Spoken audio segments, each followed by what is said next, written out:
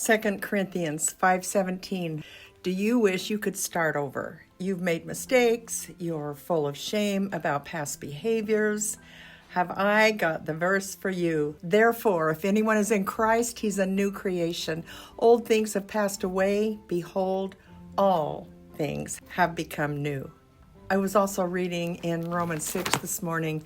Paul is speaking to believers who are still pretty new in their faith.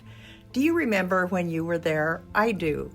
Paul offers those kinds of people like you and I, encouragement and practical insight for everyday life as we learn to walk this out together. Just like us, these people didn't come to Jesus without a past. Old beliefs, former ways of living and past mistakes, they lingered in the background. Every one of us has a before. I label it BC and AC, before Christ and after Christ. And it's right there in that space that Paul points them to a fresh start. Jesus makes that possible. What might appear irreparably broken or too far gone can be clearly transformed by God into something new, whole, and something beautiful. Do you remember that song by the Gaithers? A lot of you might remember that old Gaither song. It's a special one for me, always will be, because that's what he's done for me. To some of you, that might be a brand new concept. And so let me introduce that to you. The newness that Jesus brings into a life that is yielded and surrendered to him. I recently learned about kintsugi, the Japanese art of mending breaks in pottery. Do you know that they mend the cracks with gold? Pure gold, yes. Do you have cracks in your life?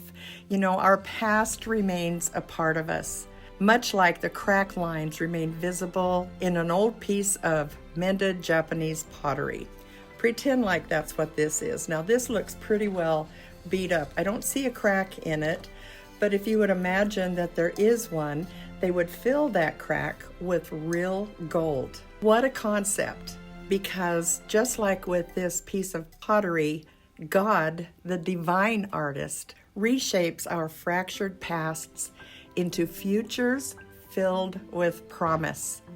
In kintsugi, I don't know if I'm saying it right, the gold-filled cracks of restored pottery, they don't just repair them, they create new and previously non-existent beauty. Likewise, through Christ, we are made new. The grace and resurrection power of Jesus continually mend places where we are broken, where we are chipped and cracked, and he fills them with gold, a brand new kind of beauty. We don't earn this gift. God graciously offers it as a new beginning. He is a God of new beginnings, you guys. The Bible and our own lives reveal that God's hands overflow with fresh starts.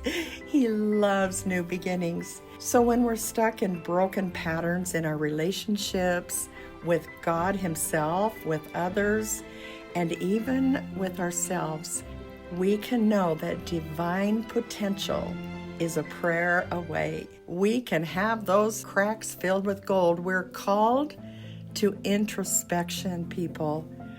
We're called to ask ourselves, where in my life do I need restoration? How is my Creator weaving together my fragmented experiences? May all of us remain open to God's offer of a fresh start, trusting that even paths marred by trials and mistakes, they are being transformed into landscapes of beauty and purpose. He says in Lamentations that his mercies are new every morning.